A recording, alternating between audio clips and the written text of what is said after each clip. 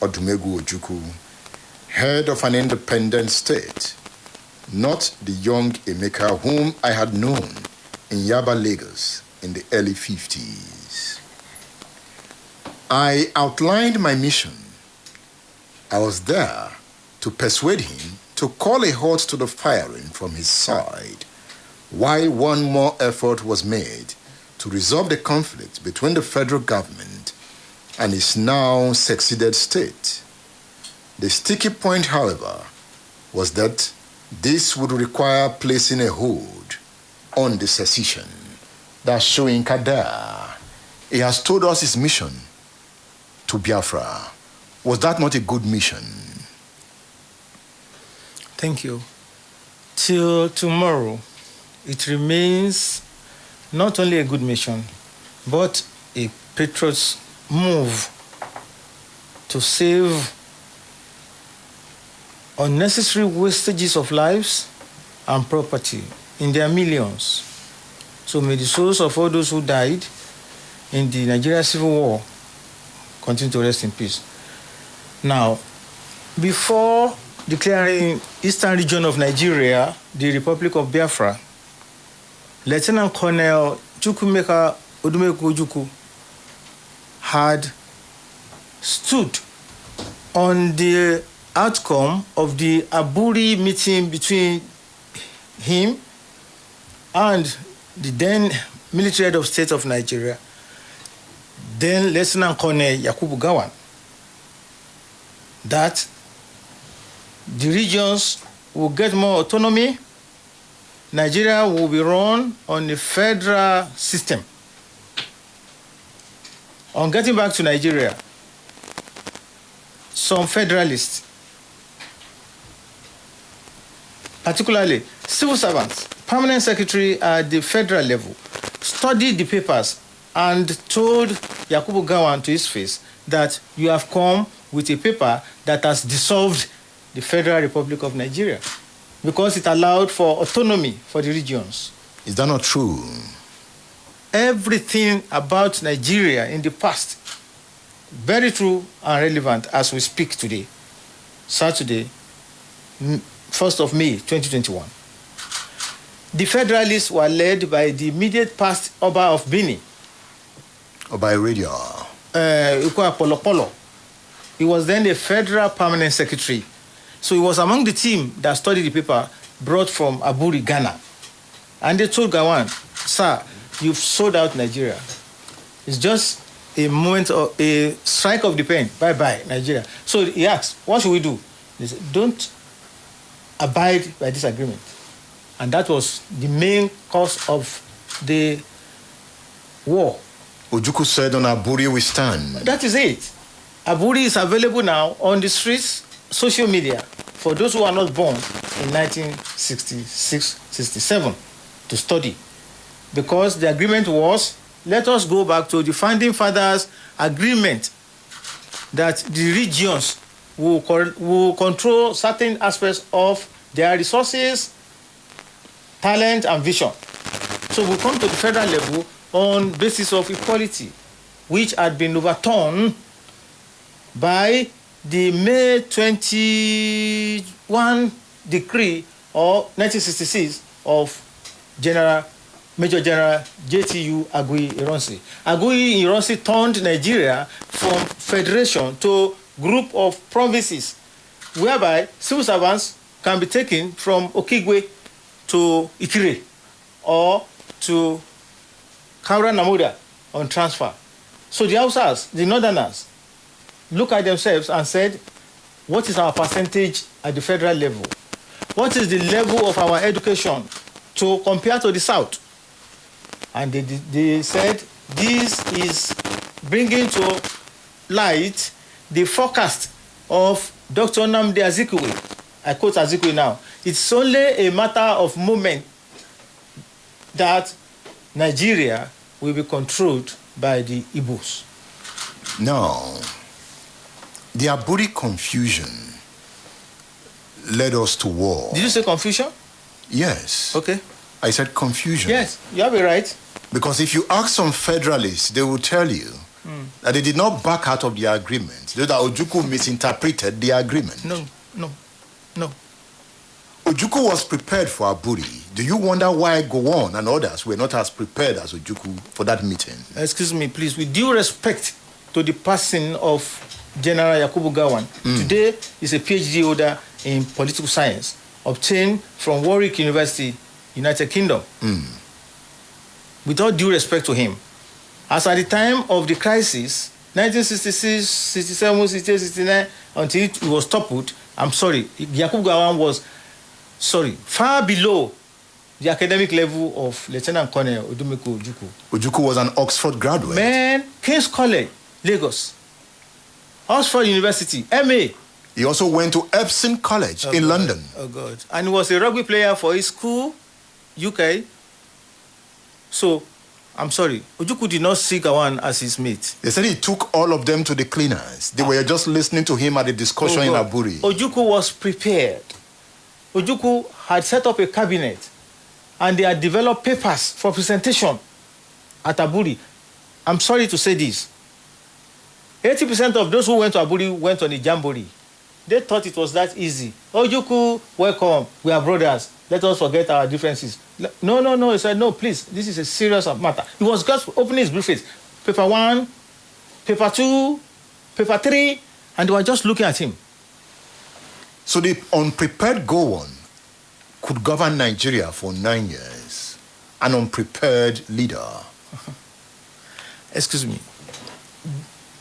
Okay, for the sake of history and the academia and grassroots people, my people, grassroots, listening to us, I will have to be empirical, as always. I will mention names, days, and places, because not many people were born 1966, 1967.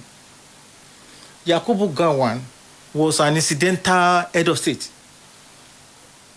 Why was he not Murtala Mohammed? He led the coup. The Murtala Mohammed, again, with due respect to all these people I'm mentioning, that is why those of us who are living must be careful about history, posterity, because history does not spare anybody. Murtala Mohammed was a hothead with temper. So the northern people met after the January 15, 1966 coup, which, if we analyze it today, was one-sided. The losses were many in northern Nigeria, western Nigeria, 0 level, eastern region. Does that make it an Igbo coup? No.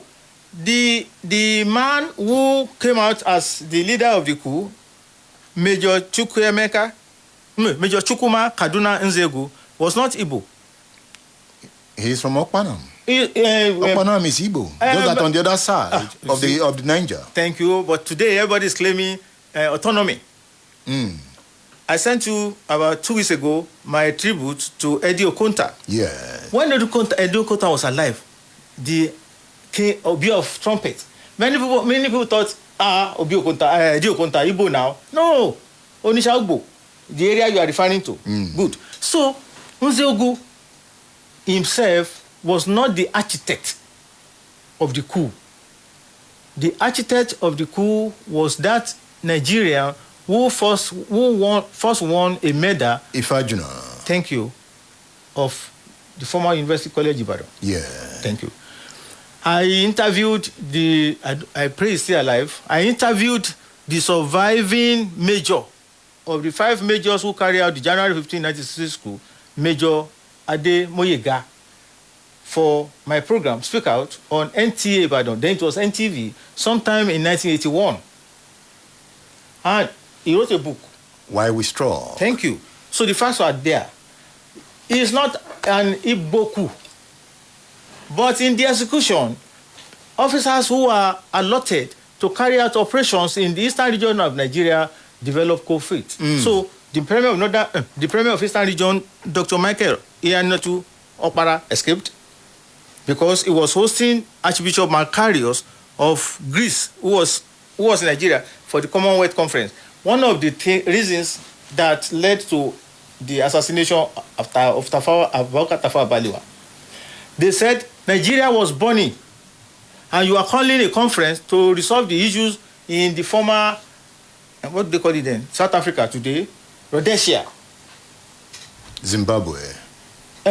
South Africa, the original one where Ian Smith was their prime minister. Yes, that is Zimbabwe. Good. Today's Zimbabwe. Thank you. So, they carried out the coup, January 15, 1966. And when the final result came out, Prime Minister Northerner assassinated, Finance Minister Kotiebo, Midwest or Bende region, assassinated, Premier Ladoke Akintola, Yoruba, assassinated, Premier Ahmadu Bello, Northern region, assassinated, Colonel Mai Malamari, assassinated, Brigadier Ademulegun, assassinated, Colonel Kor, assassinated, Northern and Western region.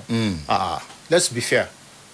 But it was not the intention of Nzogu to be partial. The men that were kept in Lagos to take out Aguiyi Ironsi developed cold feet. Aguiyi Ironsi was saved by the fact that he went to a party and he returned home late at night. They were there in his barracks. So they wanted to get him too? Oh, he was. The head of the military, otherwise they wouldn't take control of the army. Okay, let's assume Igbo officers, majorly Igbo officers, executed the coup. Yes. It took another Igbo officer in Kanu, Odumegwu Ojukwu, to stop the coup. Thank you. Ojukwu had always been ambitious. Ojukwu, when he returned from the university, told his father that he wanted to join the army. And the father said, on his deathbed, he will go to the army. I want you to go to the civil service. With this master's degree, you will rise to the top. Ojukwu refused. But just to listen to his father, he took the civil service form and they posted him to Enugu. That was where he first met Lieutenant Colonel Adekunle Fajuyi, because he wanted to romanticize with the army, his ambition, his love. Eventually, Ojukwu had to go to the north to be recruited as a sergeant.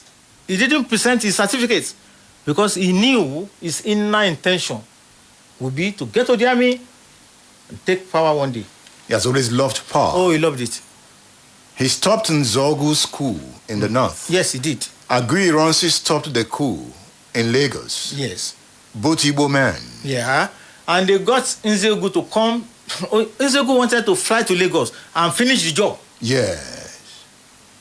Because he held a press conference January 16, 1966, with Hassan Kassina holding the microphone on his behalf. A northern officer. Northern officer is junior. And because he had broken his arm when he jumped down from the residence of Sir Ahmadu Bello.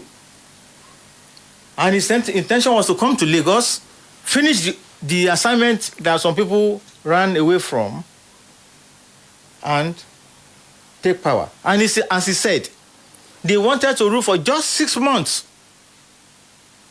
and bring Awolowo out of prison in Calabar.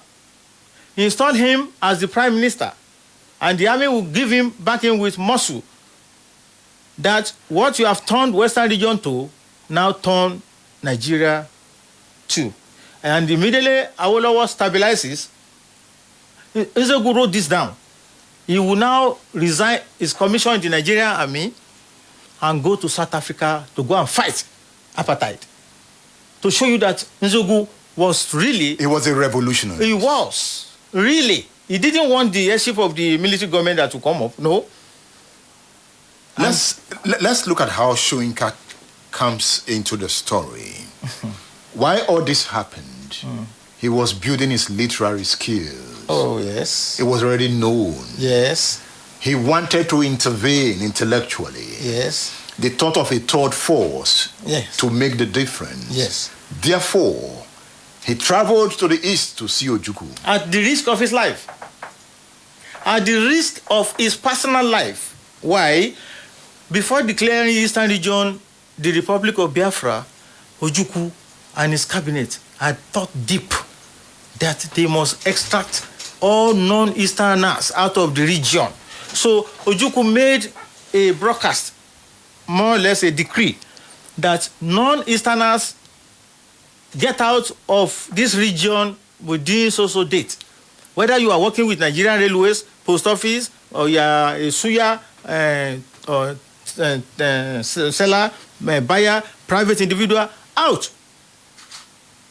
Bankers, whatever national you say you are working in this region. So he pushed everybody out. By the time he finished that, Eastern region could relatively be said to be free of non-Easterners. And this was when Soyinka wanted to plunge in. And that is when he went, alone. He left his School of Drama, now called the Department of Theatre House, University of Ibadan, where he was the head, drove to Lagos, spent a night, went to Benin, spent a night, and went to Enugu, all alone. Lonely road, which you could say was studied with dynamite. If you want to read Soyinka's story, get his book, You Must Set Forth at Dawn. He explained his action here. Thank you. So, getting to Enugu, you've read the part now, the portion where he met with Ojukwu and they had the discussion. He also met with Victor Banjo. Oh, because Victor Banjo was if with all respect, equal of Professor Wole Soyinka in academics. And Banjo was also a nationalist. Otherwise, he had every chance to escape from the clause Ojukwu had put him in. But again, he also placed himself in certain confusion. What was his agenda? His agenda was different from Ojukwu's agenda. Ojukwu, note, had always been ambitious. 1. 2, Ojukwu did not regard Yakubu Gowon as his mate. 3, Ojukwu wanted Gowon or the federal military government to tell us exactly what happened in Ibadan on the night of dawn of January 15, 1966. The same government house at Agodi. Incidentally, I was there last night on the... But Gowon did tell him at a Aburi conference. But they even said, okay, we'll show you where they were buried. What led to that? Treachery.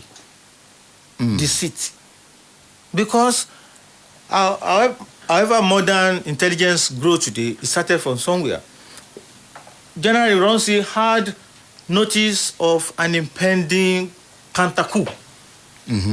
Part of his agenda of meeting the traditional rulers in the north, east, midwest, then finally western region, where the helicopter would pick him up in the morning of January 15, 1966, was the dinner the previous night on the Western House lawns. And repeatedly he was asking the military governor of Western Region, Fajuyi, Francis, are you sure I'm safe? Because he wanted to leave that night. He had got information, intelligence report. And Fajuyi, in all innocence, said, sir, you are more than safe. But should he be asking Fajuyi that question? He was the commander-in-chief. Supreme commander. So? At this time, they were using Supreme Commander. He was Supreme Commander. But they were friends, even though he's senior. Ironsi was Fajuyi's senior. But they had that camaraderie when they were in Congo. Ironsi was commanding the Nigerian United Nations contingent. And Fajuyi was part of Nigerian and United Nations contingent.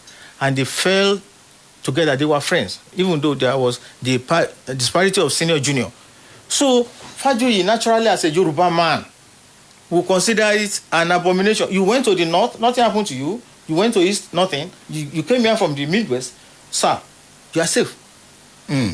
But he wasn't safe. He didn't know. He said ADC was part of the plot. Oh, God. What they did was just to supplant the ADC, I'm talking about Theophilus Danjuma. Thank you. And some officers, because Danjuma worked himself into the convoy of Ironsi that visited the north, east, midwest, and they had their plan to carry out in Ibadan. So Danjuma went to sleep at Letmore Barracks and not the government house or the guest house that was allocated to him. And so as not to let the cat out of the bag, he borrowed the uniform, which he wore at around 2 a.m. to lead that contingent to Government House, Agodi. So everything appeared perfect, but by midnight, they had swapped the guards that Ironsi and Fajuyi knew were there on the first day, second day. So they had swapped them, making it very easy for them to penetrate the gate house, Government House, Agodi Ibadan. The gate was already open because it was timed. And when they entered, in the commotion, Ironsi was dressing up upstairs with all due modesty. I cannot claim to know the geography of Government House Ibadan anymore because I left that place 32 years ago. But I knew the bedroom of the governors because I served 4 of them. Chief Bolaige, retired Major General Olada Kokwala, Brigadier General Adetunji Olurin, and the late Brigadier General Shasha Eniyan, Oresonya. So, Ironsi was dressing up in one of the upper rooms, waiting to take his breakfast. The helicopter will arrive and carry him to Lagos. Fajuyi was already there in the sitting room, waiting for his master, his supreme commander, to come down the stairs. When these soldiers just rushed in, he was baffled. And he saw Danjuma, what's his name? Joe Garba, and Hussaini. And they saluted him. And he was shocked. And he said, what's happening? And they said, sir, we have not come for you. Is that man, where is he? And they were calling Ironsi by name. Abomination. British trained officers. He said, what? Ironsi was hearing the commotion upstairs. So he died Lagos. And who was to take it in Lagos? The Chief of Army Staff, Lieutenant Colonel Yakubu Gowon. That's why Mrs. Ironsi will tell you that she was hearing the conversation between Gowon and Ironsi. And Gowon, only God knows, still claiming his innocence till tomorrow. He said he was not sure there would be any harm done to him and his host. But by then, they were losing temper. Remember, military coup. If you are caught, you are gone. Time's taken away. And they were in a rush. So she just carried him, removed the epaulets, removed his uniform, and pushed him down. And they told Fajuyi, we've told you we are not here for you. This is the man we are after. And thrice they dissuaded Fajuyi from joining them, from following Ironsi. And he was telling them, you did not take him in the north, you didn't take him in the east, in the Midwest. Why do you want to take him from my own base? Where do you want me to put my face? Where do you want the Yoruba people to put their faces? So when they saw that he was not going to budge, they pushed him to the Land Rover and drove all the way from Iwo Road into the bush where the epitaph lays today. I am the founding honorary secretary at the Adekunle Fajuyi Foundation. And we pursued it to the logical end. May God bless the soul of the immediate past governor of Oyo State, because he bought our idea, erected the cenotaph at the spot where Fajuyi and Ironsi were undressed, whipped, and made to dig their shallow graves. Oh, that's the story of Nigeria. Yes. Soyinka went to Ojukwu, and Gowon did not take that lightly. He was arrested for going to Biafra. Yes. He spent 2 years in prison, 1967 to 1969. He will tell you he didn't go to prison. He will tell you he was in detention without end, indefinite detention in Kaduna prison, because there was no trial that found him guilty. He was clamped in detention, and that's what brought the first instance of me, humble self, and Professor Wole Soyinka, then Mr. Soyinka, as at that time, into contact. My father bought me a transistor radio set in 1963 when I was in primary 6 as a present for my leadership, thank God. I entered secondary school, 1964, Form 1, African Church Grammar School, Apata Ganga, Ibadan. I had a classmate and friend. We bought a copy of Daily Times every day from our pocket money, and I had my transistor radio set. So you must come to me and Alan for the latest date and updates in world affairs. Lo and behold, Daily Times that morning, we bought it. Blazing headline: Wole Soyinka will remain in prison as long as the war lasts. Gowon, our hero. Because Soyinka has been my hero from 1960. So what's his offense? I read the full story. They didn't say any offense. What is the indefinite detention? He went to Biafra. That's an offense. To me, till now, I don't see it as an offense. He went to discuss with the enemy. No. Now, why are we saying Nigeria is one? He went to plot a third force. Which force? Didn't Ojukwu contest as senator in Nigeria? Nigeria is a big lie. A big lie? Yes. Ojukwu came back and National Party of Nigeria wanted to score a cheap point, granted him asylum. If you saw the crowd that welcomed Ojukwu at Ikeja Airport, put that one aside. Ojukwu was persuaded to come and contest for senatorial seat under the platform of MPN. It was part of the deal he signed before he was allowed back into the country. That's part of the Remember, lie. he went on exile to Cote d'Ivoire. Nigeria is a big lie. Lie, L-I-E. Oluyelekan Alabi is on State Affairs. We'll be back after this break. Don't go away. State Affairs with Edmondo Bilo is live. Splash FM 105.5. At Splash FM, we believe that the business of broadcasting in today's society should not only be about information dissemination, but ultimately about the quality of those who do the job. Our next agenda is to restore and consolidate the integrity of broadcasting, to train, to equip, and to mentor the next generation in the art and science of broadcasting, leveraging over a decade of excellence in the industry. Anticipate. Do you know that you have the right to quality broadcasting? The National Broadcasting Commission says any person, group of persons, or organization aggrieved by the content of a broadcast or the conduct of a broadcast station may lodge a complaint to the station and all right to the Director General, National Broadcasting Commission, number 20, Ibrahim Taiwo Street, Asokoro, Abuja, or send a mail via info@nbc.gov.ng. Please ensure that your complaint includes name of the broadcast station, title of the program, date and time of broadcast, and essence of the complaint. Also remember to include your name, address, telephone number, email, and append your signature. Note that your complaint must reach the NBC within 14 days of the queried broadcast. NBC, your right to quality broadcasting. You just be the best performance. Thank you. In person. With almost 100,000 Instagram followers and over 100,000 followers on Twitter. Wow. And more than 250,000 followers on Facebook.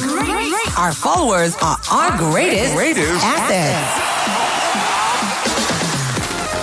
Join our social media family for breaking news, daily information, and giveaways. On Instagram and Twitter at Splash FM 1055. On Facebook at www.facebook.com/Splash FM 105.5. Splash FM 105.5. State Affairs with Edmondo Bilo is live.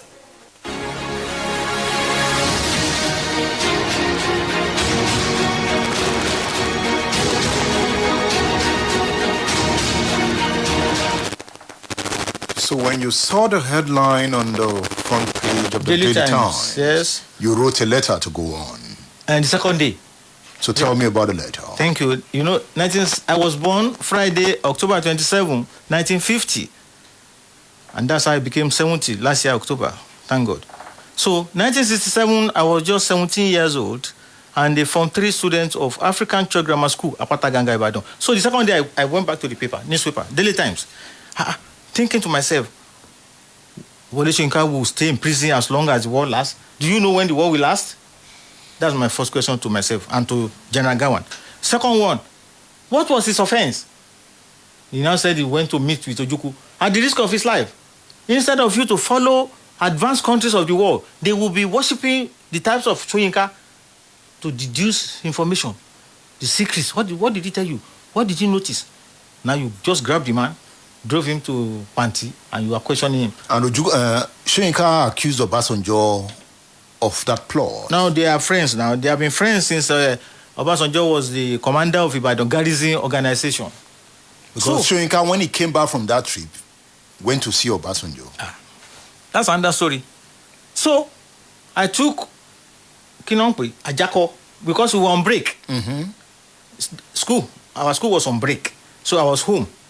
And where I was home and still home, Ile Ekene Ajengbe, SW1/131, we are the owners of Ipondiku Masquerade, one of the 5 leading masquerades in this town. Ibadan, Kabiyesi Alayiluwa, Oba Olubadan, Adetuji, Ajegunso, Manimong Python.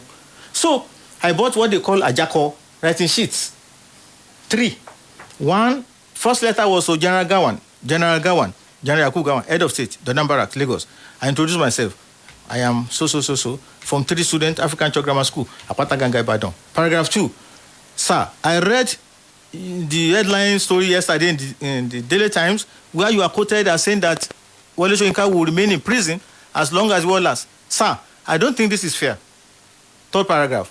I want to beg you of 2 favors. Please release Mr. Soyinka or take him to a court of law. Thank you. Signed. Posted. At the same Ojaba post office. Posted.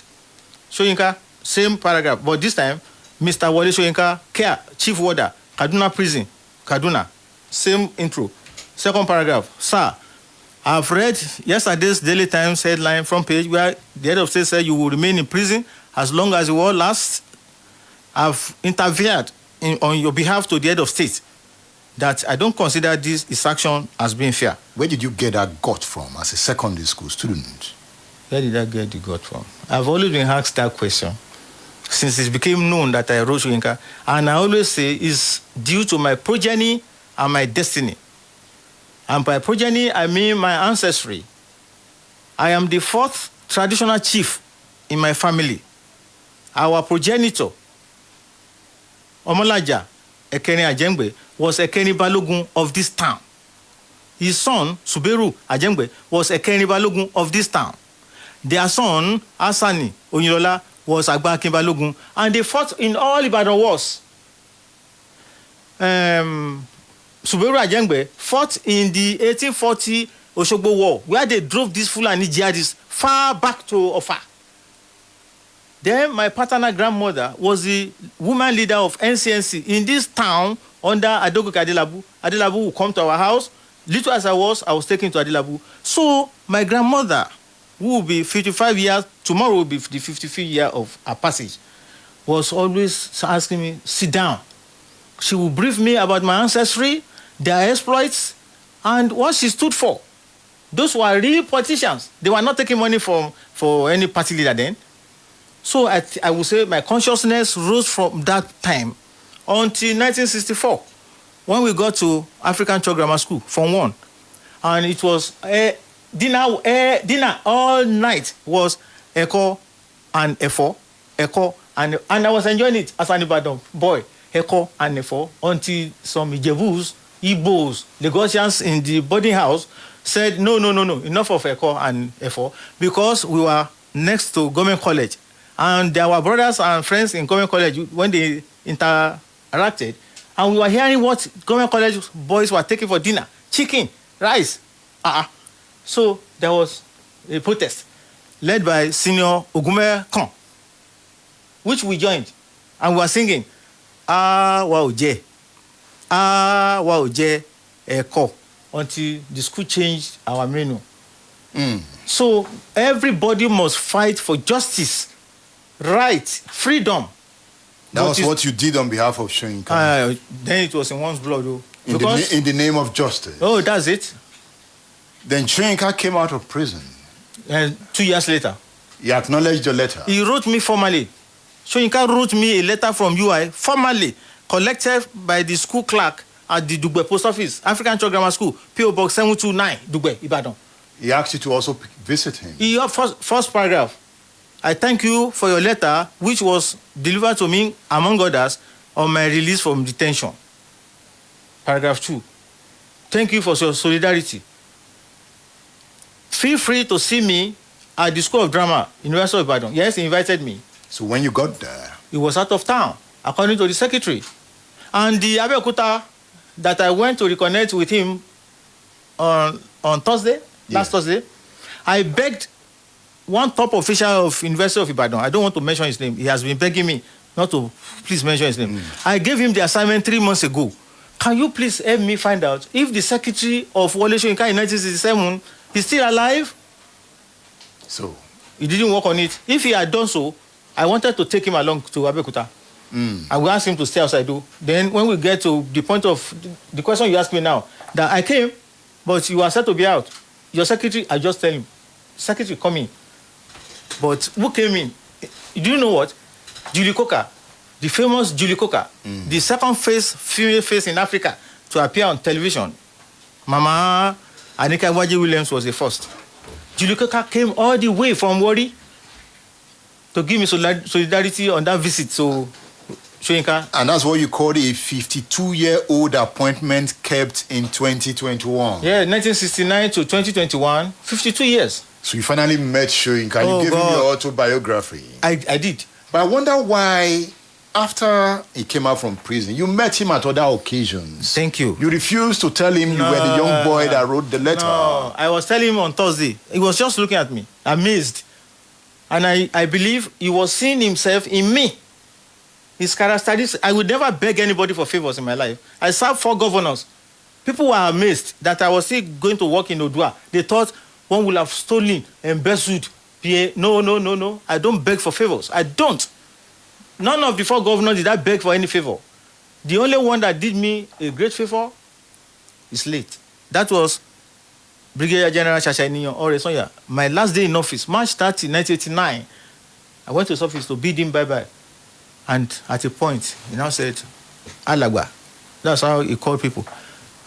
Make any wish. Any wish, Alabi. Make any wish and I will grant it on this spot. And I never had that before in my life. I thought myself, then I stood up. Your Excellency, thank you, sir. Sir, please, can you sponsor me to Hajj? He was just looking at me. Is that your wish? I said, but if I can make another one. I said, no, just one. I said, now you're asking me if that's my wish.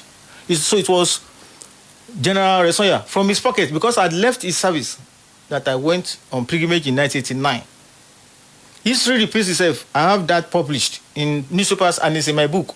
History repeats itself. You know, I loved your ability to keep records. Thank you. It shows the super journalist in you. Thank you. You too. I was going to commend you because yesterday was Federation of Independent Freelance and Independent Broadcasters of Association of Nigeria, National Day, yesterday.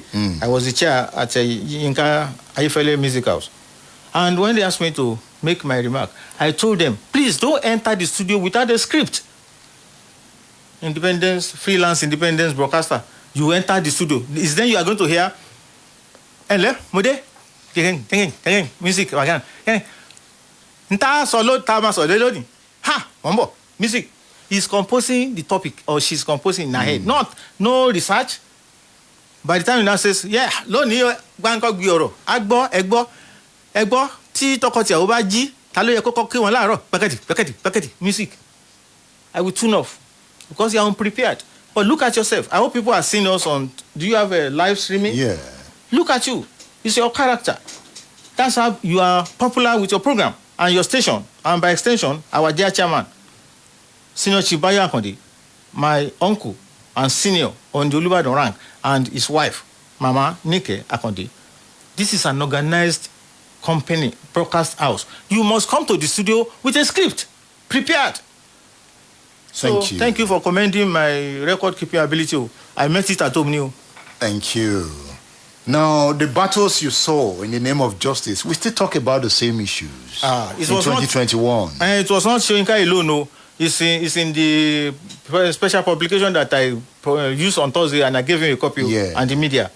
I fought for Muhammad Ali, the greatest boxer in the world. 1970. There is a Ring magazine. I don't know whether they still produce it. And they put a page there. They said we should put our name, country, all the details. Why do you think Muhammad Ali's license and crown should be returned to him? Ali didn't want to go to the Vietnam War. He didn't want to go and fight for America. Which I supported and still support. He said, I am a Muslim. My religion forbids me to fight a war So the people now saying they are doing jihad, they are not genuine Muslims. He said, my religion does not teach me to fight a war. You must leave everything to God. But he said it was a draft dodger. So we sent in that form to World Boxing Council. And it was overwhelming. So Muhammad Ali went and took a lawyer and they went to court. Supreme Court of US now said, World Boxing Council, return Muhammad Ali's license and crown. Ditto for June 12th. Even though MKO was my mentor and friend, as you will say. And many others. People should fight for freedom for others. And you will not give up fighting. By the grace of God, I have a destiny which must be fulfilled by the grace of God Almighty. Because it's not my self-interest. So these instances you are quoting, meeting Soyinka, and I never worked. Okay, the first after the 1969 episode was when he was going to do audition for his film Kongi Service at a Kongi Club. I went, and we were lined up, and I passed the first screening, but the second one they didn't pick me for the film. When I eventually got back to school, and people they said, woman, you should have walked to him now instead of queuing for audition. That you are the from 3. Me, I never begged for favors. We just have to go. Oh God, let's go. But before I go, I want to substantiate my claim of saying Nigeria is a big lie. Please, listen to Tafawa Balewa, Nigeria's first prime minister, in 1948. I quote him, since 1914, the British government has been trying to make Nigeria into one country. But the Nigerian people themselves are historically different in their backgrounds, religious beliefs, and customs, and do not show themselves any signs or willingness to unite. Nigerian unity is only a British invention. Tafawa Balewa, 1948. Yeah. Okay. Now listen to Nnamdi Azikiwe, 1964. It is better for us and many admirers abroad that we should disintegrate in peace and not in pieces. Should the politicians fail to heed this warning, then I will venture the prediction that the experience of the Democratic Republic of Congo will be a child's play if ever it comes to our turn to play such a tragic role. Nnamdi Azikiwe, 1964. Obafemi Awolowo. Nigeria is not a nation. It is a mere geographical expression. There are no Nigerians in the same context as there are English, Scots, and Welsh. Okay. 1947. Oloye Lokan Alabi. Yes. Thank you for featuring on State Affairs. Thank you for inviting me. Oloye Lokan Alabi is a Kefa Olubadan of Ibadan land and the first cultural ambassador of the National Museum and Monument, Ile-Ife. I am Edmund Obilo. Thank you for listening. Thank you.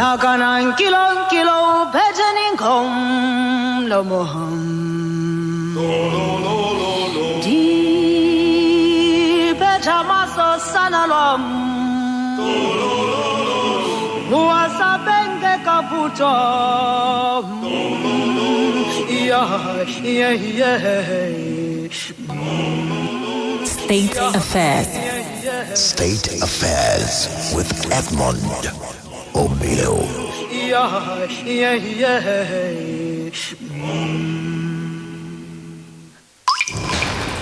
Don't dare touch that dial. It's Splash 105.5 FM, your integrity station.